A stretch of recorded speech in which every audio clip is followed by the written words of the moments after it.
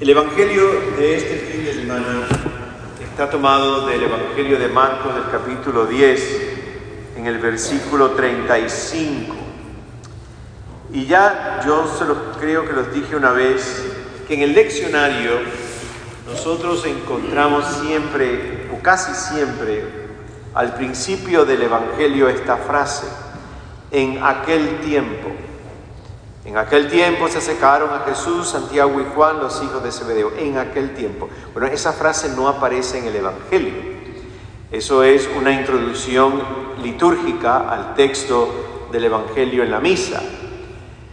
Y yo les he dicho muchas veces que cuando escuchen ese en aquel tiempo, que se hagan la pregunta: ¿y qué tiempo era ese? ¿Cuál era aquel tiempo? Porque es una introducción al texto. Pues aquel tiempo está en el versículo 32. Nosotros comenzamos a leer del 35. ¿Cuál era aquel tiempo?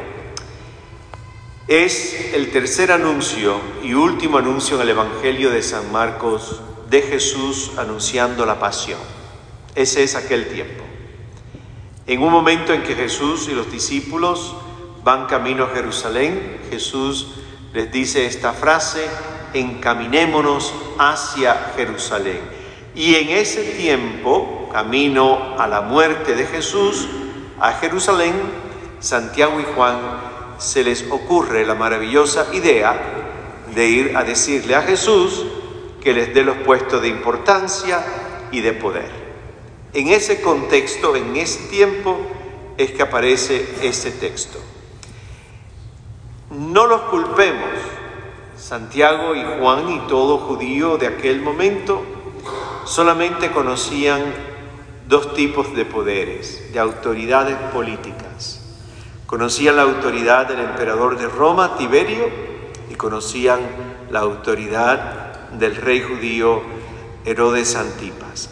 Y los dos ejercitaban el poder con una fuerza y una autoridad y una forma tan injusta, violenta, de llevar a su pueblo, que el pobre Santiago y Juan y el resto del mundo judío eran las únicas autoridades que conocían.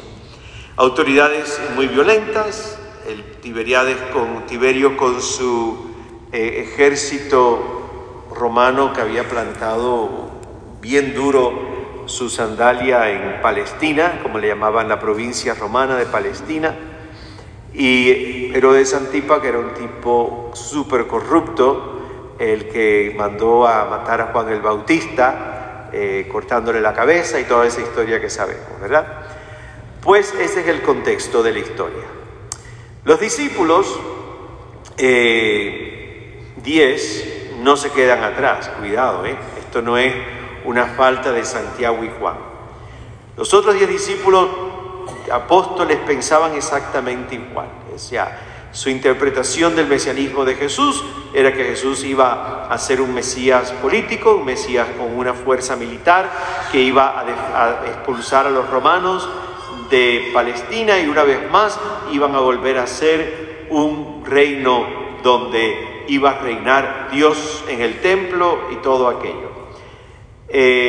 Por eso dice el texto, se enojan cuando escucharon a Santiago y Juan, se enojan porque se le fueron por delante y ellos no les gusta lo que hicieron. Y Jesús, con una calma muy grande, pues hablando en lenguaje contemporáneo, manda a hacer un meeting y los reúne a todos, reúne a los 12.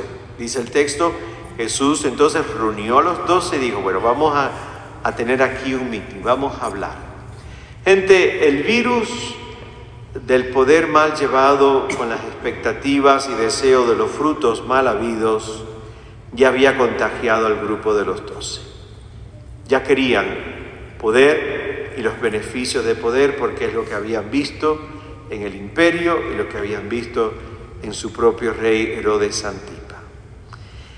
Solamente conocían un solo modelo de autoridad, solamente conocían una forma de ejercer el poder y conocían los frutos y beneficios que traía ese tipo de autoridad y esa forma de ejercitar el poder. Traía riquezas y traía un control absoluto sobre la población.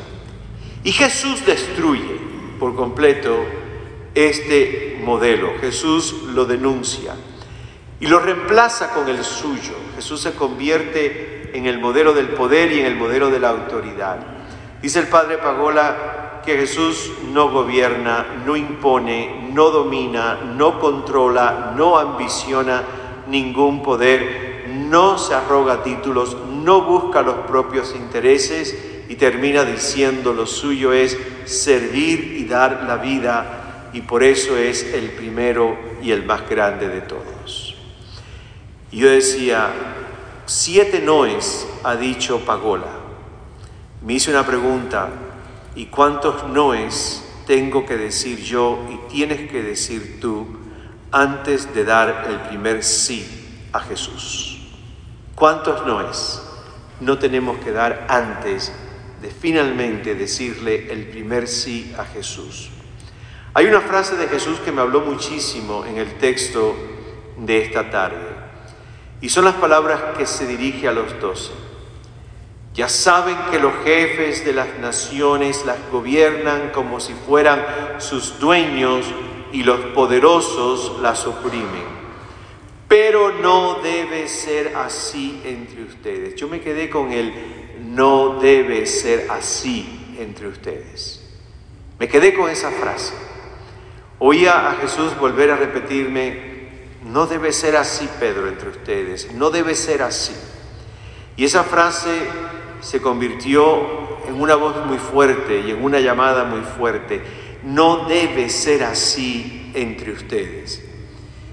En nuestras vidas cotidianas, en el trato que tú y yo tenemos con los demás, en los trabajos que tenemos, en los retos de las familias, en los grupos parroquiales, ¿cómo somos? ¿Cómo somos realmente entre nosotros? ¿Cómo somos en el trabajo? ¿Cómo somos en la casa? ¿Cómo somos? ¿Cómo hacemos las cosas? Porque hoy la voz de Jesús se levanta muy fuerte y nos dice: no debe ser así entre ustedes. Por lo tanto, hay otra forma de ser y hay otra forma de hacer las cosas entre ustedes. Y me puse a pensar, mirando el panorama nacional de enfrentamientos de partidos, los insultos que vuelan en las redes, las amenazas, la voz de Jesús se levanta y dice: pero no debe ser así entre ustedes. Mirando la propia iglesia, divisiones dentro de la iglesia, las acusaciones de un grupo contra otros, a las amenazas, las condenas, la manipulación del lenguaje religioso muchas veces para defender el ego personal o el ego colectivo, Jesús vuelve a decir: pero no debe ser así entre ustedes, no debe ser así entre ustedes. Y me hice la pregunta, entonces, Señor, ¿cuál es la forma de ser así entre nosotros? ¿Cuál es la forma de tratarnos en un contexto mundial y nacional y eclesial donde se siente tanta violencia y tanto rencor y tanta división? ¿Cómo es entonces que tenemos que ser? Gente, Jesús da la forma hoy exactamente en el mismo texto. La respuesta la da Jesús en el mismo evangelio que yo acabo de anunciar. Al contrario, el que quiera ser grande entre ustedes, que sea un servidor. El que quiera ser el primero, que se haga esclavo de todos, así como el Hijo del Hombre, que no ha venido a que lo sirvan, sino a servir y a dar su vida por la redención de todos. Cuando yo volví a leer ese texto, después de hacerme las preguntas: ¿cómo debemos ser entonces, Señor? ¿Cómo? Me tuve que hacer más preguntas. Y yo decía, dentro del contexto del texto de los 2000 años atrás, donde escuchamos a 2 individuos queriendo ser los primeros y tener puestos de poder para ejercitar la autoridad como la única forma de que conocían, dentro del contexto de nuestro ambiente actual, nacional, político, internacional, de violencia, de muerte, de destrucción. ¿Cómo hacer las cosas diferentes? ¿Cómo vivo? ¿Cómo podemos vivir todos juntos como comunidad de discípulos? ¿Qué forma le ponemos, qué carne y huesos le ponemos a esa frase de Jesús? Al contrario, así no debe hacer como ustedes. Jesús lo vuelve a decir: sé servidor de los demás, hazte esclavo de los demás. Si quieres hacer el primero, pues busca ser el último, como yo, el Hijo del Hombre, lo he hecho hasta morir en la cruz. ¿Cómo vivimos esto, gente, en un contexto tan difícil como el nuestro en este momento? Y yo pensando y leyendo las noticias de Cuba con el colapso de la electricidad y la energía, donde gente no tiene ya ni agua para bañarse ni para cocinar, y alimentos los pocos podridos porque 33 horas sin luz. Dentro de un contexto tan fuerte me llegó dos textos muy sencillos.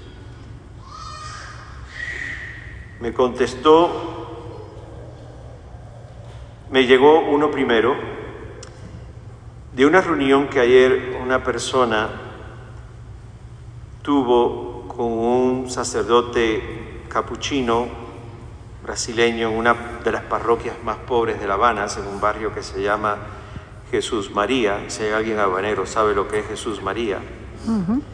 Y en mitad de ese colapso, esas personas se reunieron para organizar algo muy sencillo. La reunión fue muy buena.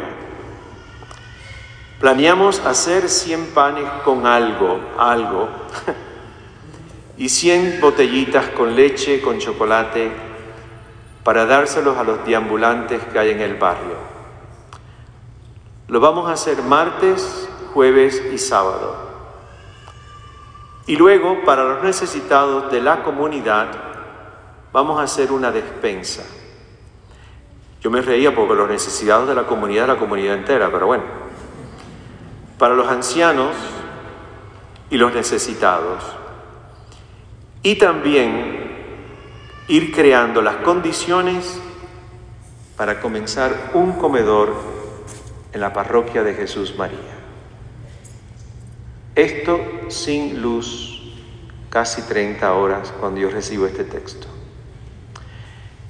Hoy le escribo a un sacerdote en La Habana que conozco, amigo mío, y me dice: estamos fritos por el capricho de unos pocos. Y yo le respondo: y yo siento que no hay nada que se pueda hacer. Y él me responde: ofrecer la misa, rezar y seguirnos queriendo.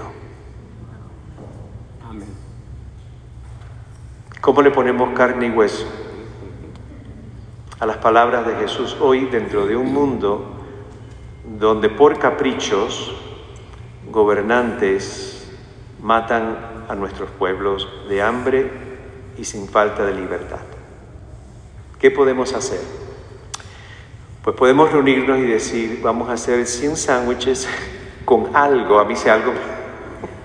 Lo que haya. Ese algo. Yo no quiero ese sándwich. Y el texto terminó con una palabra que es muy cubana, que es cuando uno empieza a caminar buscando algo, y es patear. Y dice: y ahora voy a patear La Habana a buscar el algo. ¿Qué podemos hacer? Pues podemos hacer la última frase del sacerdote de La Habana: